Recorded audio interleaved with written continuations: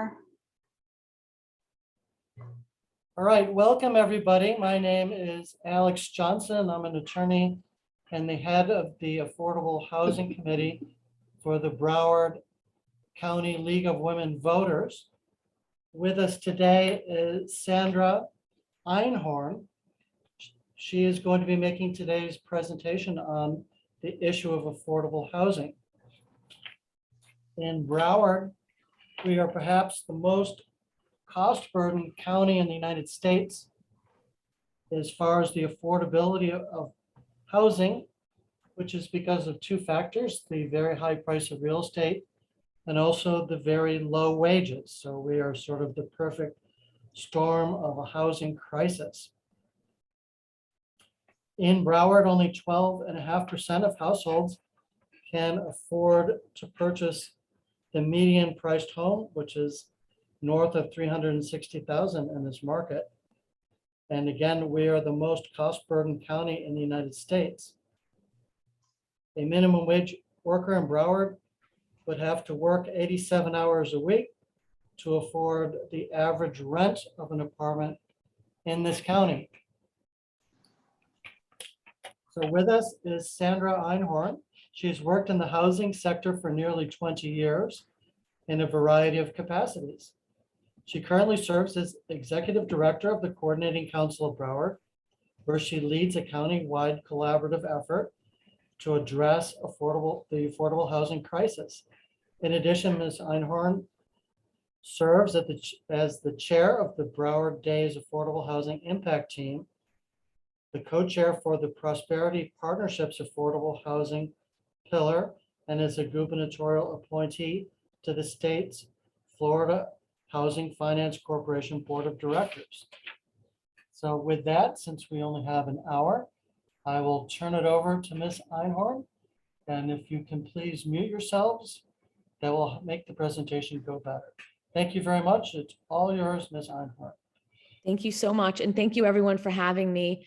I might be wiggling around a little bit. I broke my foot this morning, so I'm just trying to get comfortable or find a place to get comfortable, and never appreciated 10 toes as much as I do today. I don't have screen sharing capabilities. You'll have to give me that so that I could share my screen and pull up my PowerPoint.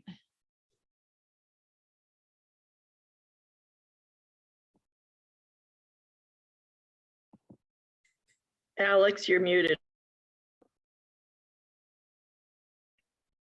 Okay. Sandra, I've turned the hosting over to you. Yep. You're now the host of the meeting. All right. So this is actually a presentation that I'm doing for the Broward MPO. So you're getting a first glance at it. Good morning, or now good afternoon, everyone. Thank you for having me. I do want to give a quick shout out to my United Way public policy pal, Gloria. It's nice to meet everyone that perhaps I haven't met yet before. I appreciate the introduction. Affordable housing has been one of my most favorite soapboxes to be on for quite some time now. I think that it is critical to address affordable housing, because affordable housing impacts everything from healthcare to childcare, financial, physical, emotional, mental health. It all ties back to having a safe and healthy place to live. And so if I'm ever going to get ejected from a meeting, it's because no matter what someone is talking about, I'm always going to lead the conversation back to affordable housing. So I appreciate all of your advocacy and all of your hard work. And what I'd like to do is, again, kick it off on the positive, perhaps talk about some of the successes that we've had in Broward. Admittingly, since I've been involved with the Coordinating Council and all the other entities under my housing umbrella, it's been about 6 or 7 years now. And from where we were then to where we are now, despite the fact that the issue's gotten worse, I don't know what comes after crisis, but we're in catastrophe mode now. I think it's really important to still reflect on what we have accomplished, the things that we've done that have made a small indent, and some of the policies that we've helped pass collectively as a community that will really allow us to be more effective and more efficient in addressing the affordable housing crisis going into the future. So some of the things that we've done, and again, these have all been collaborative efforts. We created back in 2017, and you'll hear more about our 5-year event soon, Housing Broward, an inclusive plan. Some of you might have been a part of those community meetings and conversations. It was really an 18-month effort to really put together Broward's first strategic plan to address the affordable housing crisis. We referenced every other plan known to mankind, all of the housing authorities, all of the local housing area plans. We met with all the nonprofits in the business sector and really tried to bring everyone to the table. We recognize that in order to address the affordable housing crisis, it can't fall on any one person's shoulders or any one entity or any one industry. We really need federal, state, local government, nonprofits, for-profits, to really understand that everyone has to do something different for us to be able to move the needle in affordable housing. And so for anyone that's interested in reading the plan, I am happy to share that. It is a great plan. As part of that, we also rolled out the Housing is You, Me, Us education campaign. You see our cute little logo in the upper left-hand corner. And really the impetus behind that was people will avoid calling affordable housing in 50 million different ways. They'll call it workforce housing. They'll call it attainable housing, not recognizing that affordable housing really just means not spending more than 30% of your monthly household income on housing, regardless of what your income is. It is an overall concept that suggests that housing should be affordable to whomever you are at whatever price point it is. And so we are always very adamant about ensuring that any committee, any effort, anytime someone's quoted in the paper, we really don't want them to shy away from the term affordable housing, because workforce housing has a very specific definition that does not reflect the Broward County realities. And so Housing is You, Me, Us. Really, again, we did a targeted campaign to local elected officials. We did a targeted campaign to the business community, and we did a targeted campaign to the average resident. And really the narrative was, if you're not impacted by the affordable housing crisis, someone close to you is. Given the ALICE population in Broward County, added to the number of employers or people that rely on the ALICE population, and you'd be hard pressed to find someone that is not impacted by the affordable housing crisis. And so we really wanted to promote that narrative that housing is not a you issue, it's not a me issue, it's an us issue. We've been fortunate collectively as a community to update housing policy, both in local cities, but also countywide. The county has really shown tremendous leadership in the last several years as it relates to affordable housing, both with funding as well as with a number of different policy changes. Increased financial investment from cities and county as well. And I'll get into the specifics on that in just a couple of slides. But in order for us to draw down, and Sadowski to me, anyone that's heard the term Sadowski, I use as a verb, and I use it as a derogatory term as well. So we get Sadowski'd is similar like getting another S word that I wouldn't use because I have kids. But it is critical to recognize that of the Sadowski dollars that do go to the State Housing Trust Fund, which is the Florida Housing Corporation, of which I do serve as a board member, we can be more competitive. And there was areas of improvement that Broward showed a willingness to do in order to draw down additional dollars. So yes, it's important to continue to advocate for federal resources, regional resources, and state resources, but a lot of times we cannot maximize those resources without leveraging dollars from the city and the county. So it's important that we continue to advocate to both the county and the cities to ensure that they are providing proper dollars to address the affordable housing crisis in their neighborhood. One of the most significant community-wide solutions that we were successful with in the 2018 ballot, which was certainly a highly controversial, not at all bipartisan ballot. We were really pleased that we did receive 73% of the vote to create the Broward County Affordable Housing Trust Fund. We ensured that it was a bipartisan marketing campaign, that the way that the Affordable Housing Trust Fund was written was very clear and concise. The Broward County Affordable Housing Trust Fund is a lockbox mechanism that cannot be Sadowski'd. And I did already warn you that I use Sadowski as a verb.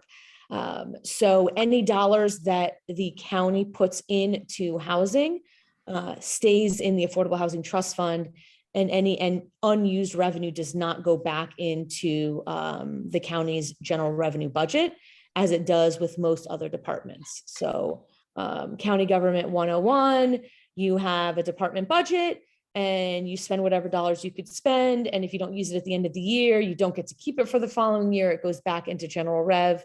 Now housing dollars have a specific place where they can go, which is critical because for a variety of reasons, sometimes it's not easy to expend dollars as it relates to affordable housing. I don't know if I should pause or if I should just keep going. What do you think? Does anyone have any questions? I don't see anyone. No, I'll keep going. I talk fast, my apologies. Some of the other things that we looked at was the creation of a housing intermediary and a very thorough first-time Broward market analysis on all affordable housing providers. Again, that included the housing authorities, it included nonprofits, it included for-profits, et cetera, et cetera. We, as a community, did determine that there was no need to create a separate housing intermediary. It was definitely not full consensus, but what we really decided to do in lieu of creating yet another entity that would create additional market competition, we would focus on the strengths of individual nonprofits within Broward County that already provide programs and services that a best practice housing intermediary would provide. And we would focus our efforts in supporting those individual nonprofits that are already doing great work. One of our biggest successes, of course, was the dedicated funding source from expiring CRAs. I won't touch on that because I've got a slide on that. The FIU Rational Nexus study, which was published just a couple years ago, which of course showed us, though we already knew, that no matter what it is that you build, retail, industrial, multifamily, there's always a net yield for additional affordable housing units. And so we use that to further promote the importance of properly funding and providing great policy to address the affordable housing crisis.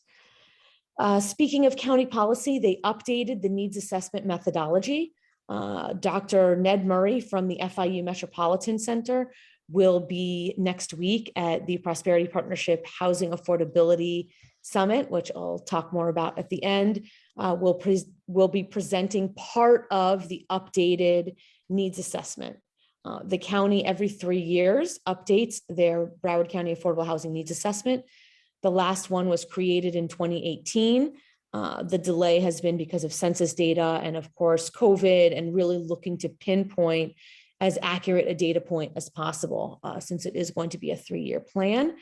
But the 2018 plan was the last plan where the municipal profiles will just have supply and demand of affordable housing, looking at it in an aggregate way.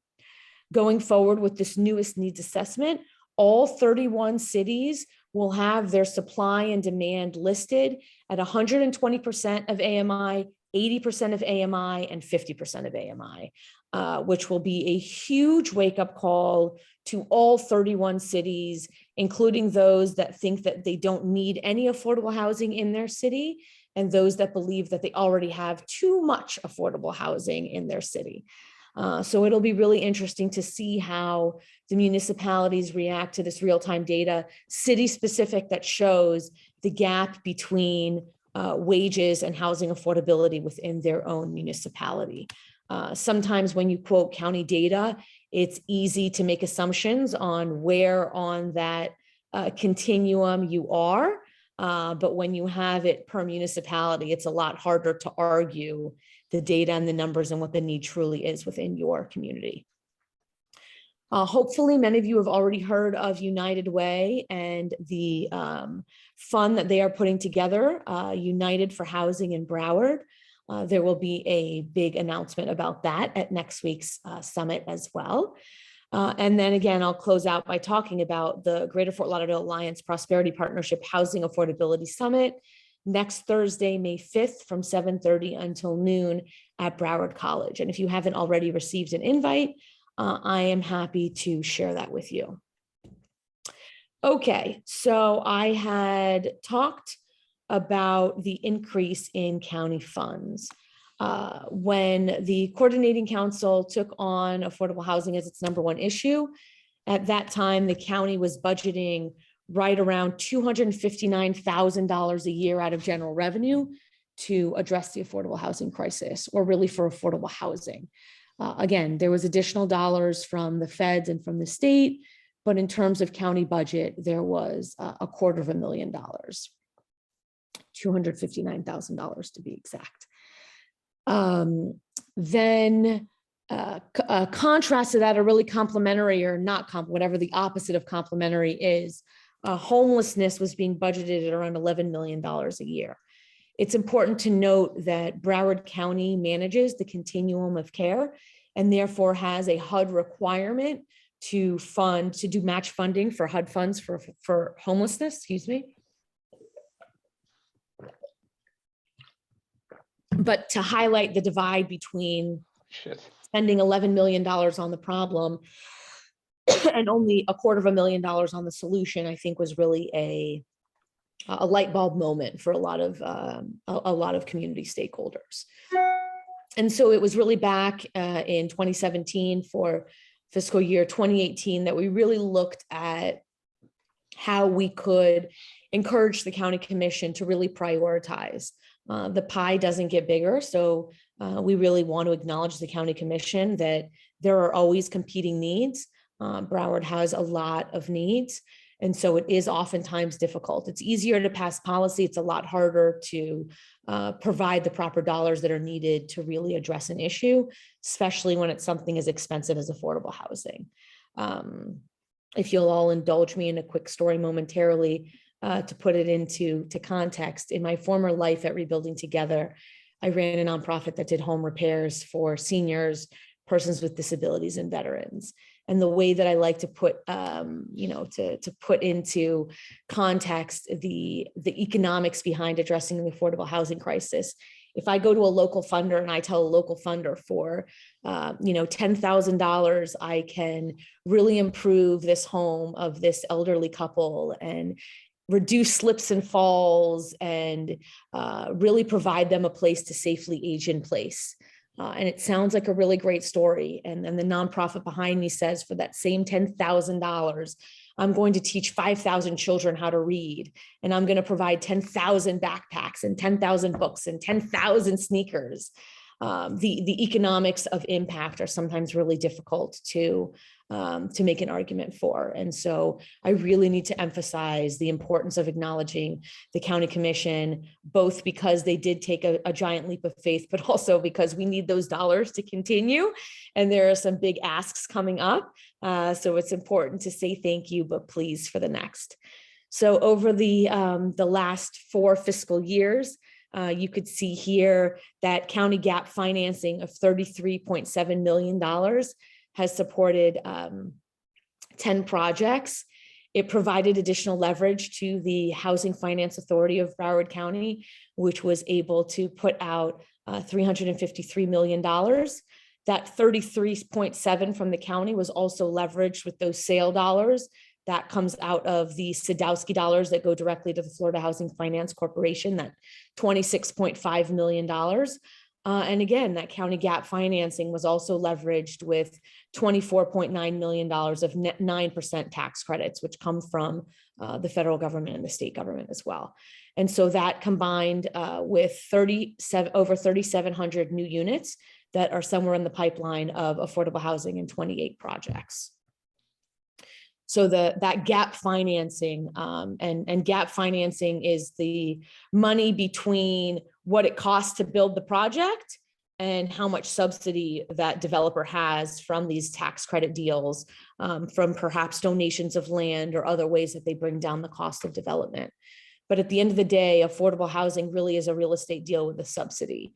You either need to subsidize it on the front end to bring down the cost for the developer, or you're subsidizing it on the back end with vouchers for the end user.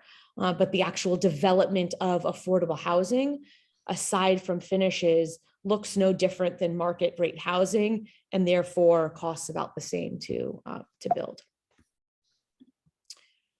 Next slide. Again, when we talk about Sadowski and how Broward County gets Sadowski'd, 10% of all Sadowski dollars annually come from Broward County.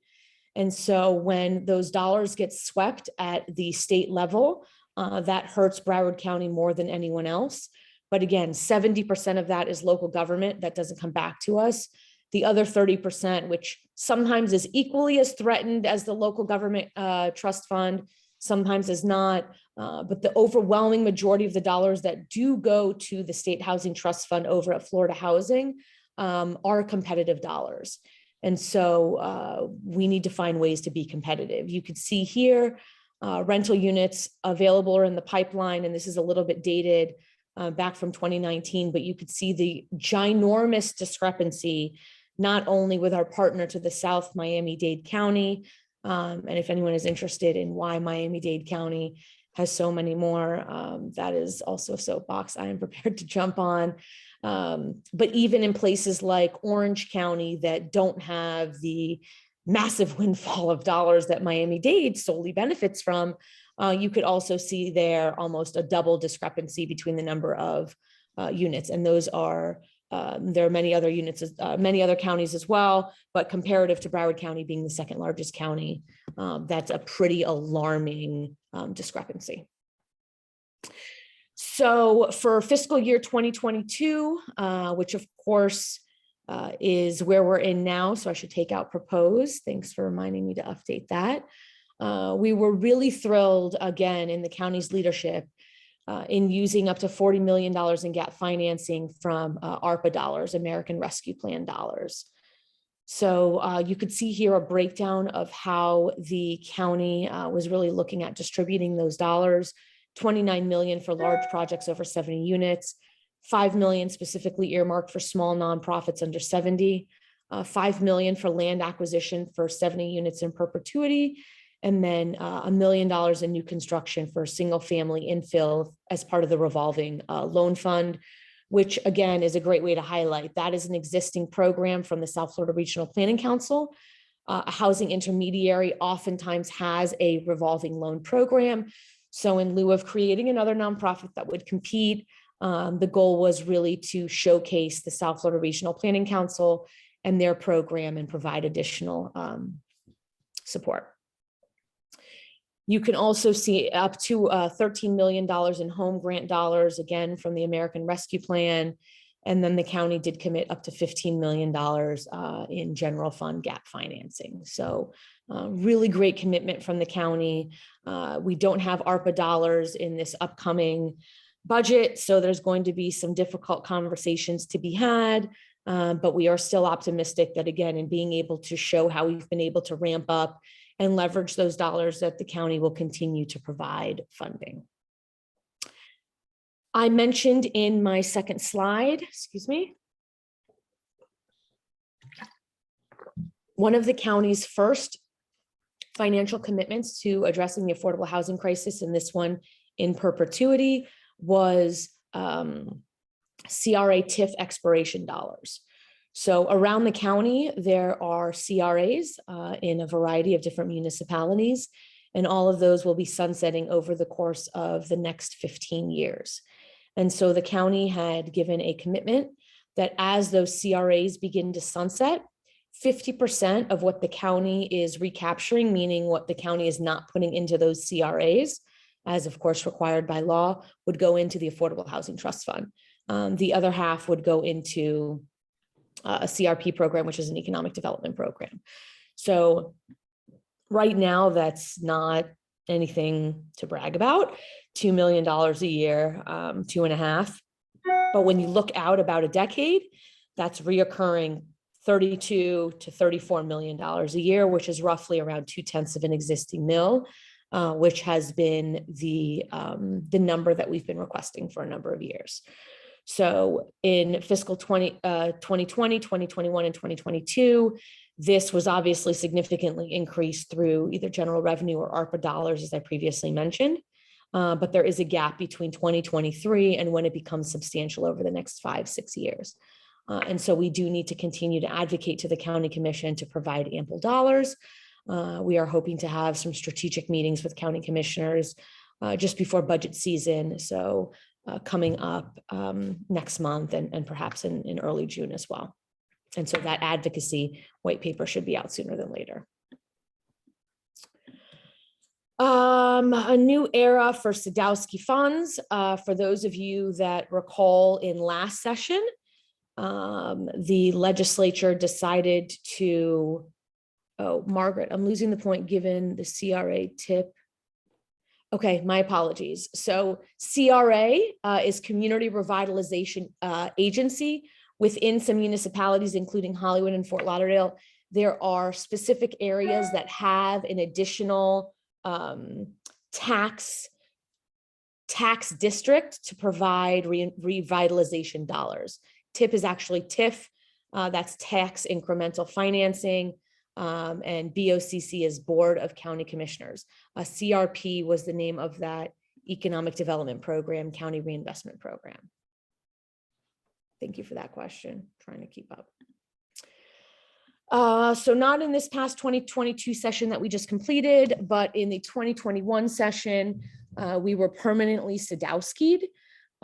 So previous to the 2021 session, every year we were advocating for about 25%, just under 25%, 24.17% of all doc stamps, less $75 million that came off the top for a program called SEED, that's the state economic development program,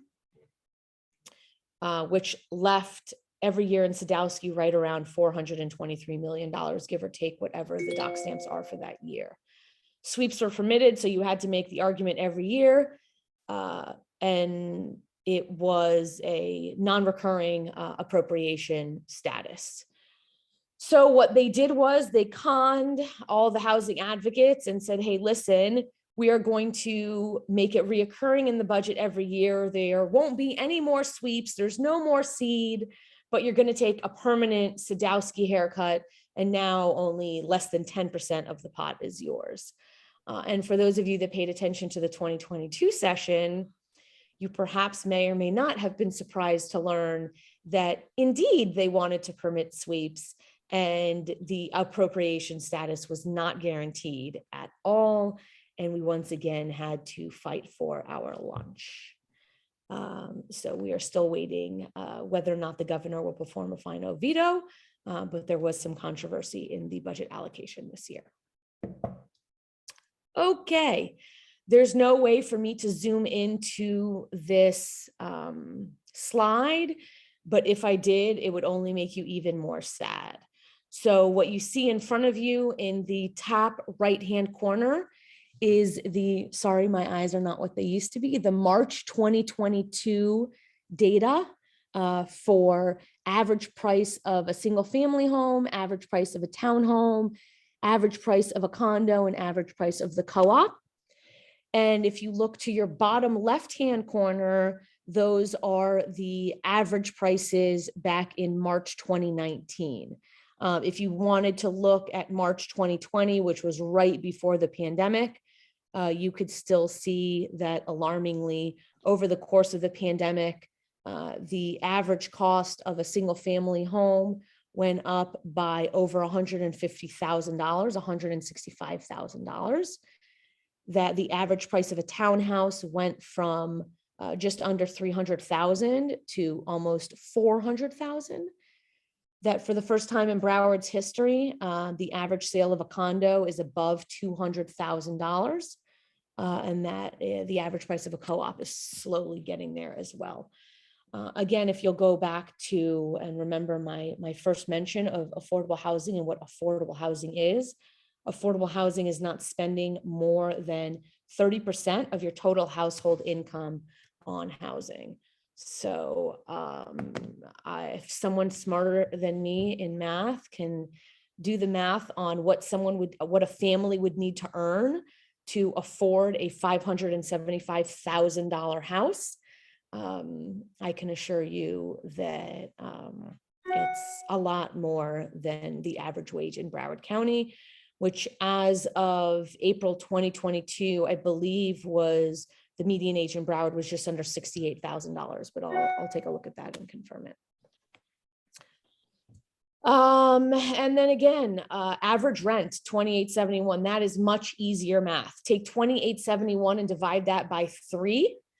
Or no, I'm sorry, that's not as easy math as I thought. Take 2871 and multiply that by 3. And that is the average wage that someone would need to earn to be able to afford the average rent. If you then took that number that you just came up with and you multiplied that by 12, you would see what the annual earnings would have to be, which I'm going to assume is less than $68,000.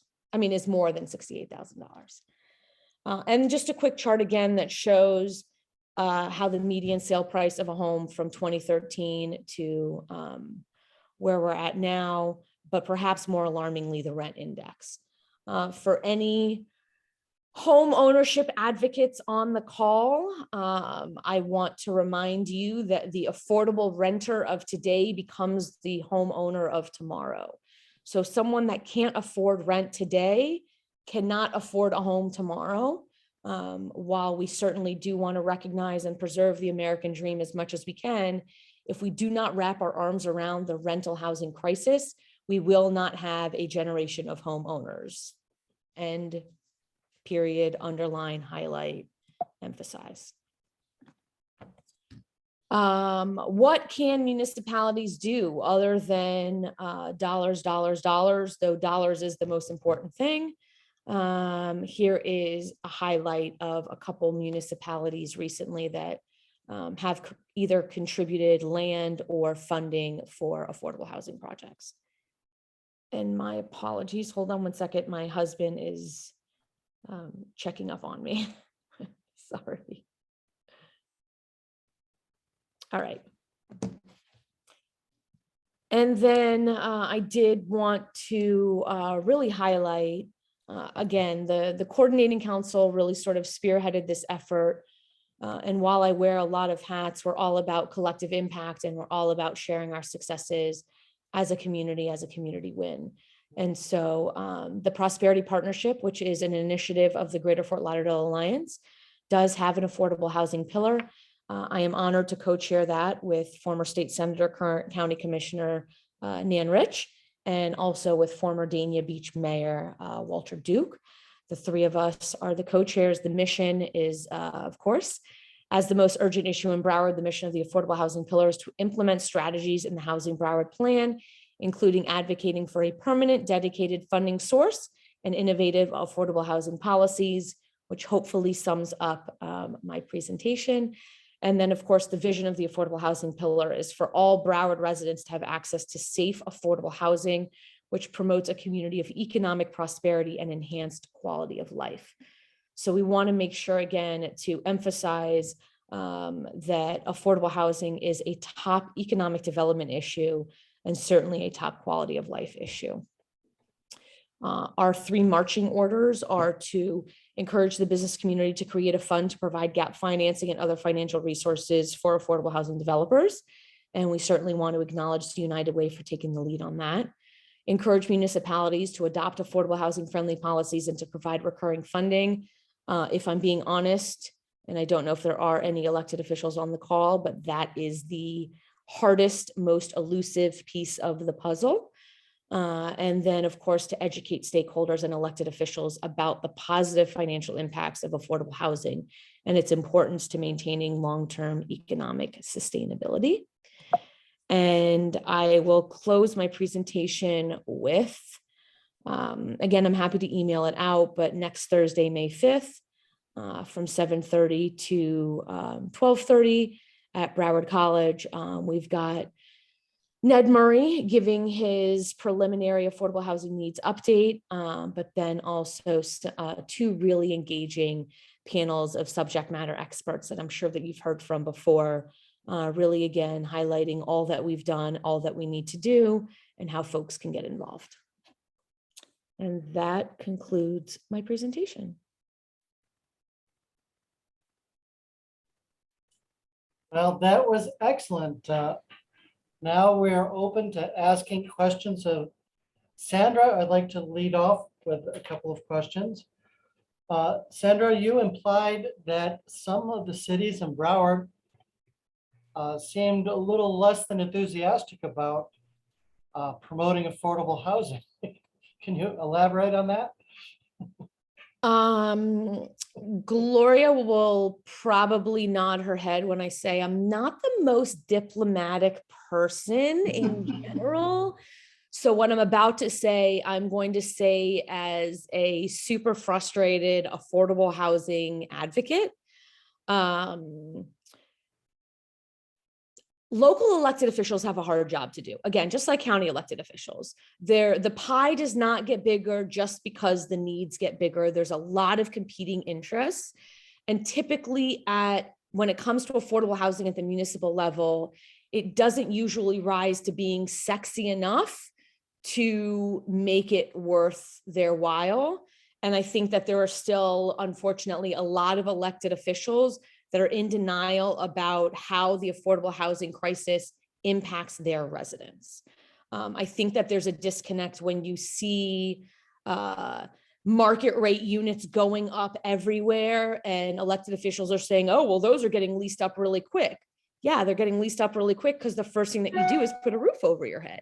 So, how do you explain to people that while of course they're going to be leased up really quick, you don't know how many family members are staying in that unit. You don't know how many people are going without food or without healthcare or without other things in order to be able to afford that market rate unit over their head. And I think that there are still some misconceptions about who lives in affordable housing. I get really peeved when I hear someone call it workforce housing.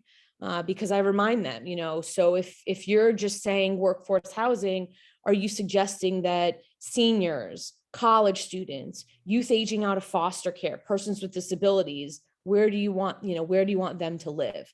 Not to mention the fact that I think it's really important to recognize that workforce housing has a very specific definition. Workforce housing is subsidized housing for persons earning between 80% and 120% of AMI.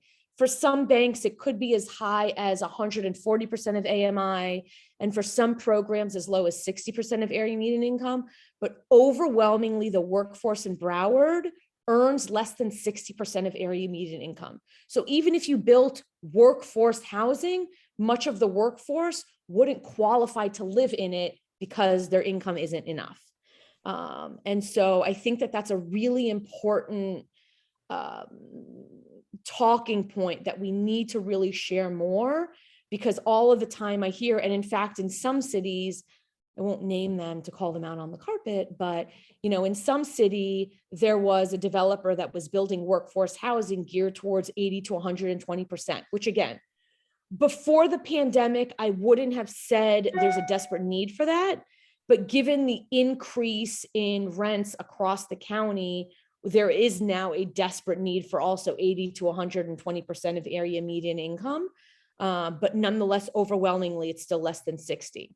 And the city wanted to incentivize them, in my opinion, in a way that was egregious considering who they were catering to, meaning it needs to be a bigger subsidy, the lower your rents are going to be, because that's truly where that gap is, right?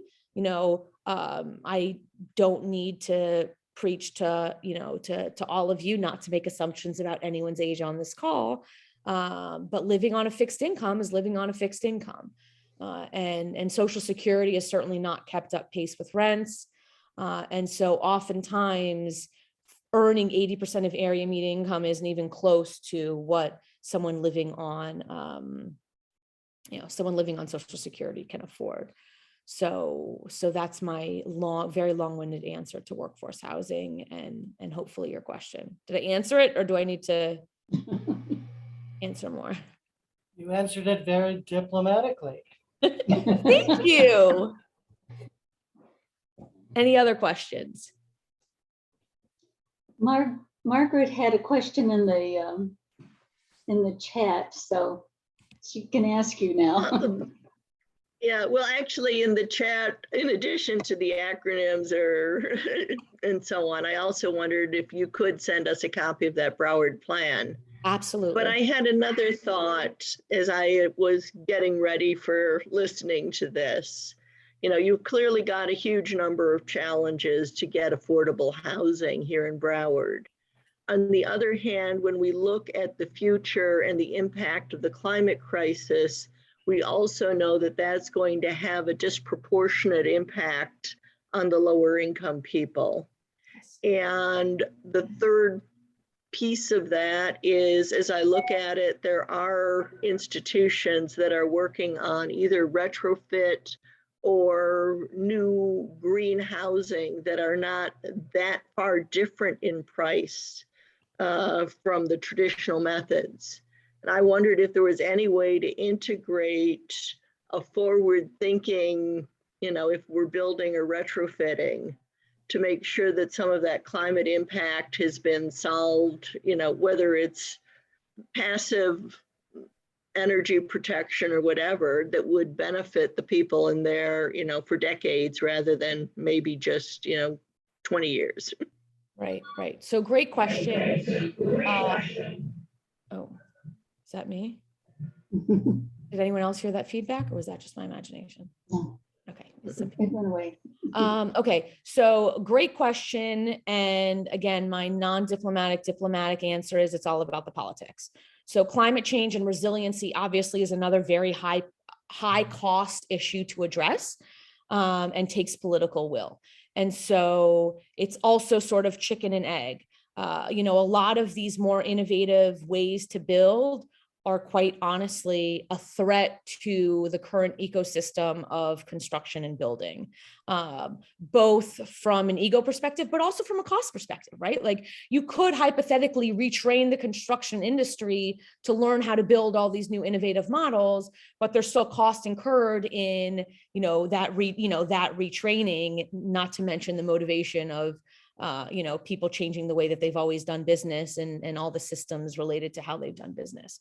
So we're seeing some innovation locally. Sorry, go ahead. Yeah, it has seemed to me that some of them are, you know, through the roof, but some of them are perhaps within 10% of local, as long as you start specifying people should think about them. Absolutely. You know, just putting an outside window frame around a window has an incredible impact on lowering the air conditioning costs for the person. Yep. So retrofitting, it's not going to happen unless somebody asks for it. That's correct. So along the continuum, you know, the way that people are building now new and again, I think you hit the nail on the head, and this is where my previous experience at Rebuilding Together comes in. You know, retrofitting existing housing is critical because the way that we're building now is very different than how we built in the 60s and 70s. So we're seeing some of that. We're seeing some innovation in that every day, but it all comes down to money. In some sometimes it's not just, when I say money, the cost of materials, but it's also in, you know, policy changes, in code enforcement, in building code. And so the more bureaucratic you have to get to make something happen, the higher the hurdle is. And so we're seeing, as an example, there's a local nonprofit, Crisis Housing Solutions, that's looking at shipping container housing. I'm a big proponent, if nothing else, in converting current people that are currently living in trailer homes and in trailer parks and campers that are old, because anything built before Hurricane Andrew is one windstorm away from being gone. If we could convert some of those into shipping container housing, which looks fantastic and can look just like any other built home. But again, you're talking about cost and motivation and then the infamous political will. But we're Ken seeing. has his hand up. Yeah, Sandra, very valuable information. Thank you so much for what you're doing with that. You mentioned earlier about an updated needs assessment methodology that specifies affordable housing by city. Is that something that we could take a look at? Absolutely. What I could do is I could send you all the 2018 Broward County Affordable Housing Needs Assessment that also has a per municipality. The 2022 one is not out yet. I know, like I said, Dr. Murray's been working at FIU and his team have been working really hard to provide as real-time data as possible. And so that's been delayed because of COVID and census, but that is hopefully coming out Q2 of this year. And when it does, I will be sure to share it. I mean, Gloria, you'll get it through United Way, obviously. Public Okay. policy, I'll share that. Okay. But, I'm happy to share that. And for whoever's on my email, I know that Alex, you're on my email list as well. So anyone that's on my email list will get it. Okay, great. ARP is in the process of updating its livability index, which I don't know how many of you are familiar with that, but it gives a profile of a city just by entering the city's name or your zip code or your address, whatever you want. And it gives a profile of that city in various areas, transportation and housing. And I'd be very interested to see this report to perhaps incorporate that in our database. We're always looking to expand the data sources. Okay, fantastic. I'll definitely share that. If you want to shoot me an email, I can also, connect you directly with Dr. Murray to see if there's any overlap in some of that data and some of that research. Okay, super. Great. Thank you. Anybody else? What I have one thing. AARP has been giving a lot of information about ADUs, dwelling units attached. I'm a dwelling huge ADU fan. And what that is, I mean, in some cities, they build like a second story over the garage, and then it can either be a mother-in-law place or they could rent it So out. the biggest challenge to ADUs are Airbnbs. Airbnbs? Yes, meaning because the state doesn't allow local government to control Airbnbs. Does everyone know what Airbnbs are? Mhm. Anyone that would even consider an ADU or any municipality that is hesitant to support an ADU policy is because they're concerned that that ADU wouldn't go to provide affordable housing for somebody, but instead would be rented out as an Airbnb. Because there's I always thought it was there's not a in my lot more money to backyard. be made that way. I thought it was NIMBYism more than anything, not in my Yes, backyard. But that's wait, new. I didn't know that. So before Airbnb, it absolutely was NIMBYism, but Okay. because of Airbnb is like in part the cooler Okay. NIMBYism, like Interesting. NIMBYism's cool cousin.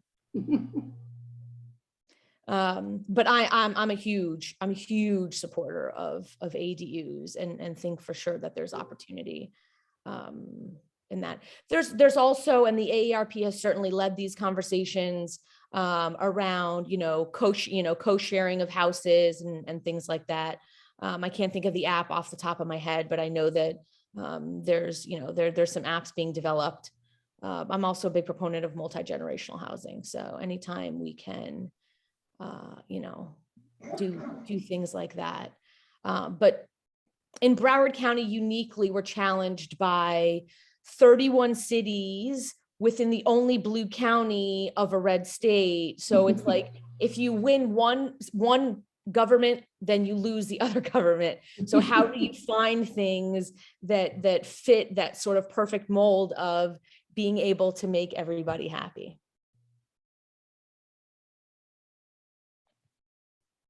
Anything else? Sandra, during the ask portion of your presentation, you said that we should encourage the business community to create a fund. But whenever I see representatives of the business community at a city council meeting, they seem pretty hostile towards the whole idea of affordable housing? I would be interested if you mean like for-profit developers, that's a direct threat to them. But employers, for anyone that's familiar with the Broward Workshop has been a fantastic partner in really looking at affordable housing and advocating for affordable housing. They were a critical partner in getting that 2018 Affordable Housing Trust Fund initiative passed. So I think that employers are starting to recognize it. We're hearing from employers more and more. They can't recruit, they can't retain. Nobody can afford to live in Broward. And so it's really starting to resonate with the business community. The for-profit developers, you're always going to have, NIMBYs here and there. But I think that the business community has taken some tremendous leaps and bounds in the right direction. And again, we're really going to lean on our partners at the United Way for their United for Housing initiative to really, where the rubber's going to meet the road is how much the business community is going to come out of pocket. So we'll leave that up to the fundraising geniuses at the United Way. Well, I was specifically thinking of the Fort Lauderdale Downtown Development Authority and their most salient position on affordable housing was to eradicate the homeless encampment at the main library. I don't see money coming from them to actually address the issue other than to sweep the homeless into other neighborhoods. So that's definitely a more complicated conversation that we're definitely going to not have time for today. But the city of Fort Lauderdale did just recently share with the county their updated plan with regards to their 10% requirement of affordable housing units within the RAC. So if you've not seen that, I could certainly share that with you as well.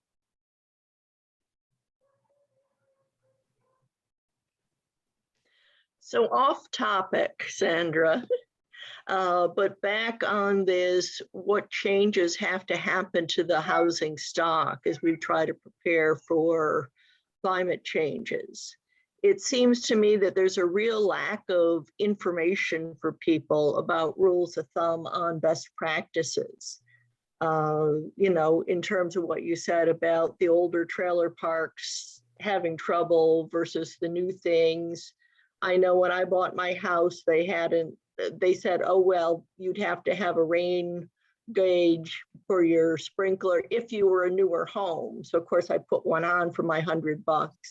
Right. Is there any resource that would sort of list or be a resource on practices that people use, like the raising your air conditioner 2 feet in the ground that some municipalities require, but not others? It just is a hodgepodge out there. Sure. So so there's obviously, national resources on way to reduce consumption and energy efficiency and things like that. I'm happy to share that link with you as well. Locally, I don't know that there's been ever a concerted effort to have policy changed. I wouldn't even begin to know what kind of policies there are around that. But certainly all residents and all homeowners can do some very basic things. And I'd have to look to see on which of my websites, but on one of those websites, I definitely have that, that resource listed. Energy efficiency is a big piece of the affordable housing puzzle for a lot of people. And I think people oftentimes don't realize that little things can add up. People are horrified to learn where I keep my AC during the day when I'm not on that side of the house. People think I'm nuts. So, yeah. And that's really where I think education has to be a big factor for everybody, not just for those at low income. And, there's no one who seems to be filling that space that I've found. Right. I agree. But like I said, I'll share that resource with you that I know. And then I'm happy to consider any type of shared advocacy effort around that. Mm-hmm. Great. This has been so enlightening. Thank Thank you you so much, Sandra. Of course. Thank you all so much. Anything else? You're the preeminent person that I know that knows so much of this. Thank you so much. I appreciate that, Gloria. Thank you. Well, Sandra, you've got the attention of 16 fanatical community activists. What is your ask for us? Again, hopefully you'll all be able, or many of you will be able to make it next week, May 5th, and stay tuned. Municipal advocacy is really going to be a focus for us. So whatever city you live in, if you have not looked into whether or not there are any openings on any type of board or committee that has to do with housing, but I think that that's a really great way to bring countywide resources to your specific city to help them with what are those best practices and what can we do and how can we all play nicely together. I'm currently working on a document that would have all those links easily, so you could just click. But for now, you'll have to go to your city's website and sort of navigate that out until I finish on that. And then I'll keep you all posted as well, again, on that county ask. All right, thank you very much, Sandra. And I'd like everyone to give Sandra a round of applause Thank you for for having me. dedicating her time to us. Thank you for having me. Have a good day, everybody. All right, thank you. Thank you, everyone, for coming. Bye.